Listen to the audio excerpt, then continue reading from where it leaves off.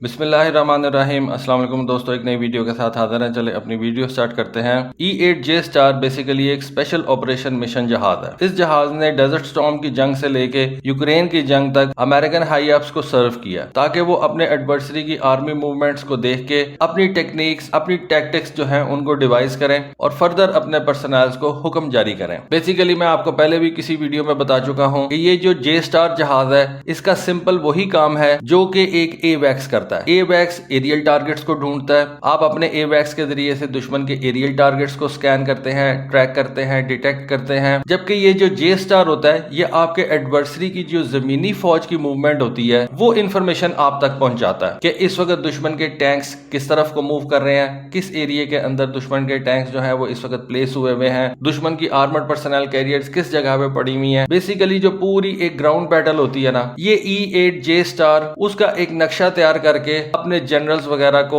اپنے high ups کو جو ہے وہ پیش کر دیتا ہے، اور جب آپ کے پاس آپ کے بیٹل فیلڈ کی ساری انفارمیشن آ جاتی ہے تو پھر آپ اچھے طریقے سے اپنے فیصلے کر سکتے ہیں، اپنی فورسز کو بہتر یوٹیلائز کر سکتے ہیں۔ اب ہوا یہ ہے کہ تقریباً 20 سال کے بعد یہ E-8J Star American air force سے ریٹائر کر دیا گیا ہے، اور اس کا آخری آپریشنل مشن جو کہ یورپ کے اندر ہی تھا اس کے ختم ہونے کے بعد اب اس جہاز کو گراؤنڈ کر دیا جائے گا۔ ڈیفینیٹلی اس کو بون یارڈ میں پھینک دیں گے یا اس کو کسی میوزیم کا حصہ بنا دیں گے، لیکن E-8J Star کی کہانی اب ختم ہو چکی ہوئی ہے۔ لیکن اصل بات یہاں پہ یہ ہے کہ اس E-8J Star کا ابھی تک کوئی نیم البدل جو ہے وہ امریکن آرمی یا امریکن ملٹری نے ہمارے سامنے نہیں رکھا، اور وہ یہ نہیں بتا رہے کہ اس E-8J Star کا کیا ریپلیسمنٹ ہے۔ اب ایسے تو نہیں ہو سکتا کہ اتنا اچھا اور اتنا زبردست انٹیلیجنس گیدرنگ اکوپمنٹ آپ کا ریٹائر ہو جائے اور آپ اس کا کوئی ریپلیسمنٹ ہی نہ رکھیں، کیونکہ اس E-8J Star نے امریکن ملٹری کو بڑی زبردست انٹیلیجنس فراہم کی ہے جتنی دیر بھی یہ آپریشنل رہا ہے، اور اس کے ساتھ ساتھ امریکن ملٹری کے جنرلز وغیرہ کو اس نے بڑی زبردست بیٹل مینجمنٹ ایک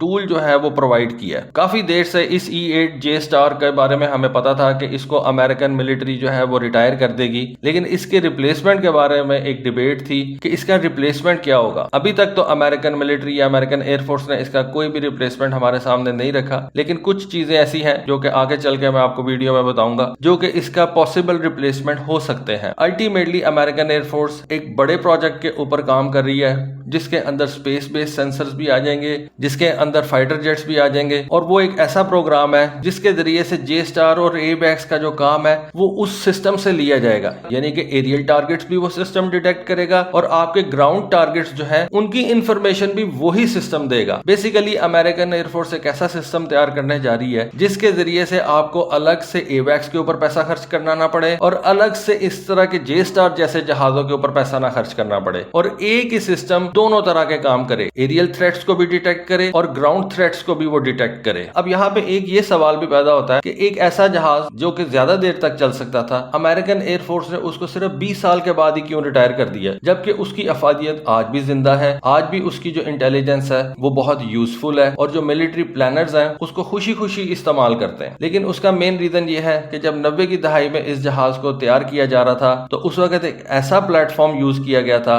یعنی کہ بوئنگ کا 707 جہاز جو کہ آلریڈی بہت زیادہ پرانا ہو چکا ہوا تھا۔ بوئنگ کا 707 جہاز ایک پرانے ایئر فریم کے ساتھ آتا ہے، اور اب دنیا کی کوئی ایئر لائن یہ 707 جہاز استعمال نہیں کرتی۔ اس وجہ سے اس 707 بوئنگ جہاز کو زندہ رکھنا اپنے اندر ایک بہت بڑا کام ہے اور بہت زیادہ کاسٹلی ہوتا جا رہا ہے۔ اس وجہ سے امریکن ایئر فورس نے اس E-8J Star جہاز کو ریٹائر کرنے کا فیصلہ کیا ہے۔ یہ نہیں ہے کہ اس کی افادیت ختم ہو گئی ہے، لیکن یہ جہاز جو ہے جس کے اوپر یہ پورا پروجیکٹ بیسڈ ہے وہ بہت زیادہ پرانا ہو گیا ہے، اور اس جہاز کو زندہ رکھنا اب پاسبل نہیں ہے۔ E-8J Star کا ریپلیسمنٹ ایک پیش کیا گیا تھا جس کے مطابق ایک چھوٹے بزنس جیٹ کے اندر یہ سارا سسٹم لگایا جانا تھا، لیکن 2018 کے اندر اس پروجیکٹ کو بھی کینسل کر دیا گیا، اور اس کی مین ریزن چائنا اور رشیا کے لانگ رینج والے surface to air missiles. American planners کا کہنا یہ تھا کہ ٹھیک ہے یہ E-8J Star عراق جیسی جنگ کے اندر تو کارآمد ہے، یا یوکرین کے اندر تو کارآمد ہے، جہاں پہ آپ یوکرین کے ہمسائے ملک میں رہتے ہوئے پورے ایریا کو اسکین وغیرہ کر سکتے ہیں.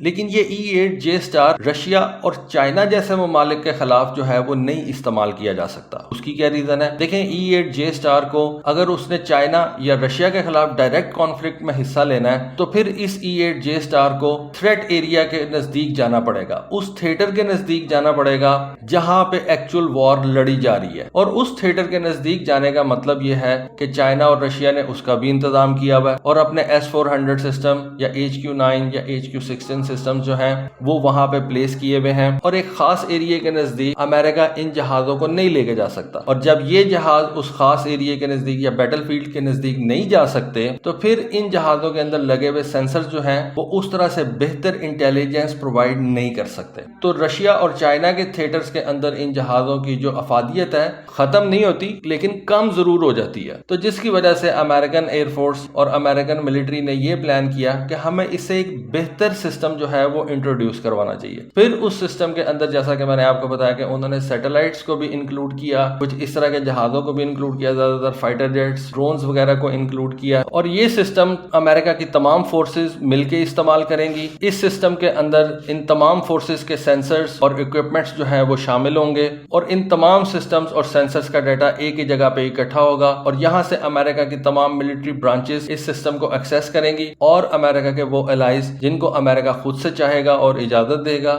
وہ اس پورے ABMS سسٹم کو استعمال کر سکیں گے. لیکن جب تک یہ ABMS سسٹم اچھے طریقے سے نہیں تیار ہو جاتا تب تک امریکہ کے پاس جو اس وقت اویلیبل سورسز ہیں, اویلیبل پلیٹ فارمز ہیں, وہ میں آپ کو بتا دیتا ہوں. سب سے پہلے تو امریکہ کے پاس RQ-4B گلوبل ہاک ڈرونز ہیں جو کہ ہائی الٹیچیوڈ کے اوپر اڑ سکتے ہیں اور بڑی زبردست طریقے سے SAR میپنگ بھی کر سکتے ہیں, اور GMTI یعنی کہ گراؤنڈ میپنگ وغیرہ جو ہے وہ بھی کر سکتے ہیں. اس کے علاوہ امریکہ کے پاس U-2 ڈریگن لیڈی یعنی کہ U-2 جہاز بھی ہیں جو کہ اس سے بھی زیادہ بلندی کے اوپر اڑ سکتے ہیں, اور وہ امریکن ملٹری کو دشمن کے ایریا کے بارے میں خبریں اور دشمن کے ایریا کے بارے میں تصاویر جو ہیں وہ پرووائڈ کر سکتے ہیں. ان U-2 جہازوں کے اندر بھی SAR میپنگ کے اکوپمنٹس جو ہیں وہ لگے ہوئے ہیں. پھر امریکن نیوی کا جو P-8 پوسائیڈن جہاز ہے اس کے اندر ایک سیکریٹو ریڈار سسٹم لگایا جا سکتا ہے جس کو AN/APS 154 بولا جاتا ہے. یہ بیسیکلی ایک ایڈوانس ایئر بورن سینسر ہے جو کہ امریکہ کے تمام P-8 پوسائیڈن جہازوں میں نہیں لگا ہوا بلکہ کسی جہاز کے اندر لگایا جا سکتا ہے. بالکل اسی طرح سے آپ کو لگے گا کہ یہ ایک E8J جہاز ہی جا رہا ہے. اسی طرح کا یہ ریڈار جہاز کی نچلی سائڈ پہ لگے گا.